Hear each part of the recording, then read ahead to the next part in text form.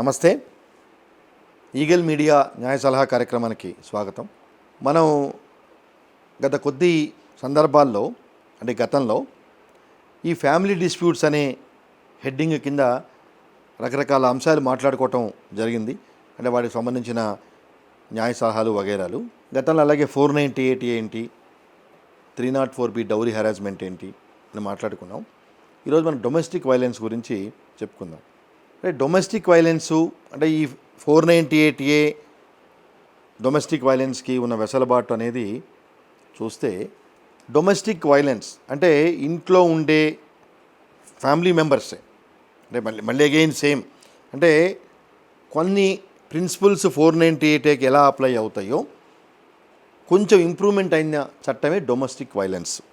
Totally it is not as a 498A, again it is not a independent as domestic violence. కొంత relevancy రెండింటి మధ్య ఉంది. So రెండింటి మధ్య ఉన్న రెలవెన్సీ సేమ్.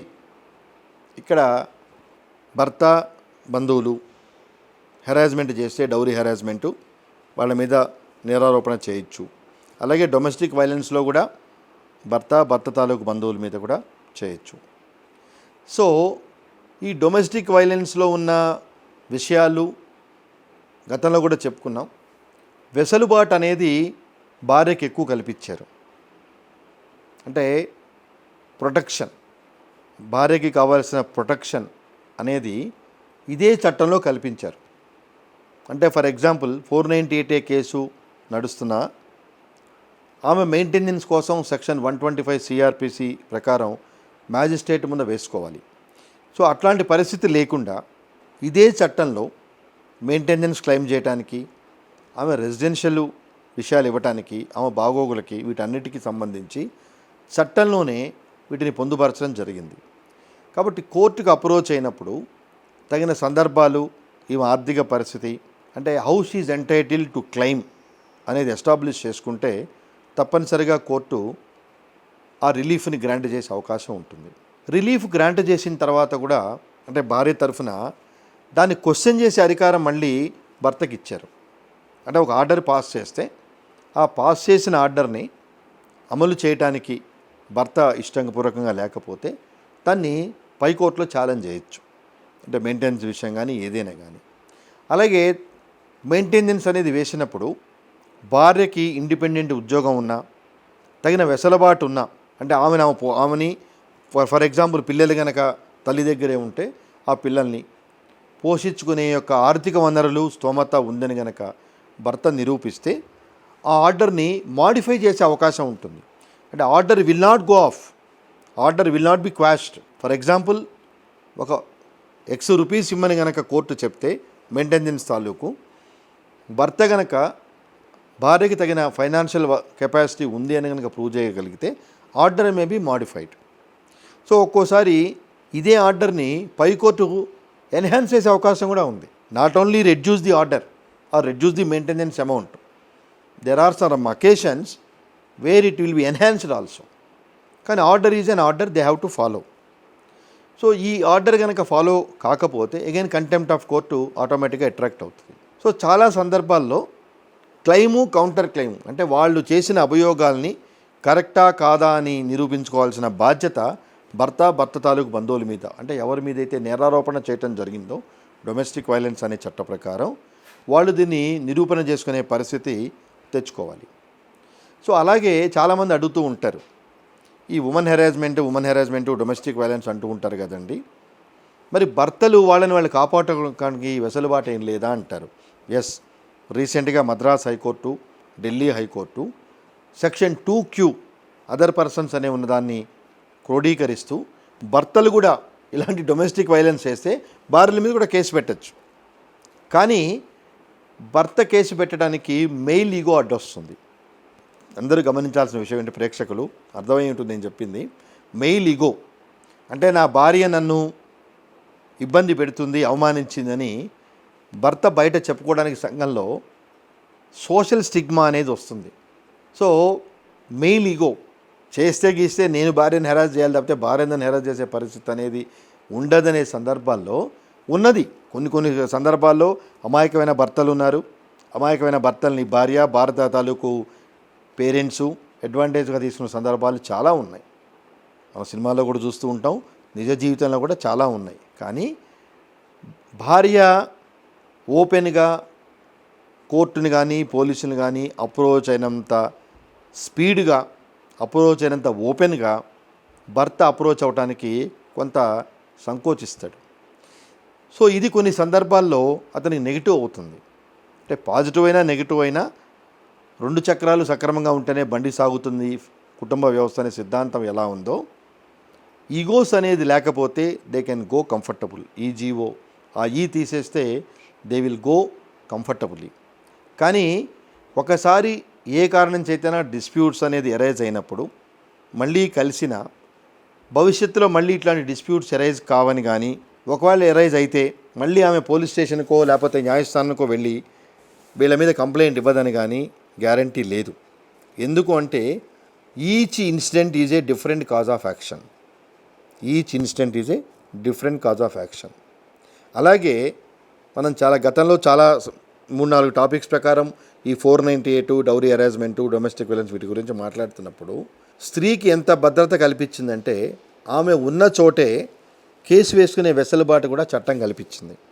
అంటే ప్రతి కేసుకి జ్యూరిడిక్షన్ ఆఫ్ ది కోర్ట్ అనేది ఉంటుంది. ఈ జ్యూరిడిక్షన్ ఆఫ్ ది కోర్ట్ అనేది ఏంటనేది మనం తదుపరి కార్యక్రమాల్లో మాట్లాడుకుందాం. కానీ 498 సందర్భం వచ్చింది కాబట్టి భర్త నాగపూర్లో ఉండొచ్చు, వెళ్ళి బాంబేలో కావచ్చు, బట్ ఈ అమ్మాయి వచ్చి హైదరాబాద్లో ఉండొచ్చు. హైదరాబాద్ కోర్టులో ఈ అమ్మాయి కేసు వేసుకోవచ్చు. 498 ఉన్న విశిష్టతది. అంటే ఆ అమ్మాయి ఇబ్బంది పడకూడదనే ఉద్దేశంతో, ఆల్రెడీ ఇబ్బంది పడి వచ్చింది కాబట్టి, సో మళ్ళీ కోర్టు పరంగా అటు ఇటు తిరిగే పరిస్థితి అమ్మాయికి రాకూడదు అనే ఉద్దేశంతో చట్టం కల్పించిన వెసులుబాటు వేర్ షీ రిసైడ్స్. హైదరాబాదులో ఉంటే ఆ ఉన్న ఏరియాని బట్టి ఆ సంబంధిత పోలీస్ స్టేషన్కి కానీ న్యాయస్థానంలో కానీ అమ్మాయి ఫిర్యాదు చేసుకోవచ్చు. సో భర్త అత్తమామలు వేరే ప్రదేశంలో ఉన్న, అంటే బాంబేలో ఉన్నా కూడా they have to honour this court order. So పెళ్ళి బాంబేలో అయింది, లాస్ట్లీ రిసైడింగ్ మేము ఇక్కడ నాగపూర్లో ఉన్నాము, ఇవాళ ఎలా కేసేస్తుంది అనే సందర్భం నడవదు. 177 criminal procedure code jurisdiction of the court అనేది ఇచ్చింది. కానీ ఈ స్పెషల్ ఎనాక్ట్మెంట్ అనేది ఈ 498 కేసులకి వెసులుబాటు కల్పించింది. దాన్ని సుప్రీంకోర్టు కూడా పలు సందర్భాల్లో ఆమోదించడం జరిగింది. సో 498లో ఉన్న వెసులుబాటు బాధితురాలు ఏ ప్రదేశంలో ఉంటుందో, ఎక్కడ నివసిస్తుందో, lastly residing or presently residing, ఆ ప్రదేశాన్ని జ్యూరిడిక్షన్గా తీసుకొని అక్కడ కేసు వేసుకోవచ్చు. అంటే ఇన్ని రకాల కేసులు, ఇన్ని రకాల నేరాలు అనేది ఉంటున్నాయి కాబట్టే వాటిని బ్యాలెన్సింగ్ చేయడానికి, కంట్రోల్ చేయడానికి ఈ చట్టాలు కూడా రావటం జరిగింది. బట్ బై అండ్ లార్జ్ అంటే 498 దగ్గర పనిష్మెంట్ డిఫరెంటు, 304B అఫెన్స్ కింద డిఫరెంటు, డొమెస్టిక్ వైలెన్స్ కింద డిఫరెంటు. అంటే ఈచ్ నేచర్ ఆఫ్ క్రైమ్కి దానికి తగిన పనిష్మెంటు ఇండియన్ పీనల్ కోడ్లో పొందుపరచడం జరిగింది. కానీ భారత న్యాయస్థానంలో శిక్షణా స్మృతి ప్రకారం ఎప్పుడైతే ఈ న్యాయం అనేది లేట్ అవుతుందో ఆటోమేటిక్గా దాని పబ్లిక్లో తీవ్రత అనేది ఉండదు. అంటే ఇప్పుడు ఇమీడియట్గా జడ్జిమెంట్ వచ్చి శిక్ష అనేది పడితే జనాల్లో ఆ భయం అనేది ఉంటుంది. అందుకే చాలా సందర్భాల్లో మేధావులు చెప్పారు, శిక్ష తీవ్రతను బట్టి నేరాలు తగ్గే అవకాశం ఉంటుంది అని చాలా సందర్భాల్లో చెప్పారు. ఇప్పుడు ఈరోజు ఒక ఇన్సిడెంట్ జరుగుతుంది, దాని గురించి అందరూ మాట్లాడతారు. ఆ విషయం యొక్క సీరియస్ని బట్టి ఈవెన్ అసెంబ్లీ, పార్లమెంట్లో కూడా గొడవ చేయడం జరుగుతుంది. 10 రోజుల తర్వాత ఆ విషయాన్ని మర్చిపోతారు. సో ఎప్పుడో 10 ఏళ్ల తర్వాత అతనికి జైలు శిక్ష పడ్డా, మరణ శిక్ష పడ్డా ఆ ఇన్సిడెంట్ ఎవరికి గుర్తుండదు. అంటే ముఖ్యంగా ఈ ఇష్యూస్లో చెప్పేది ఏంటంటే 498లో మరణించిన కేసులు చాలా ఉన్నాయి, 304Bలో చాలా ఉన్నాయి. నెక్స్ట్ డొమెస్టిక్ వైలెన్స్ కింద కూడా చాలా రకాల సందర్భాల్లో బాధితురాలు మృతి చెందుతున్న సందర్భాలు చాలా ఉన్నాయి.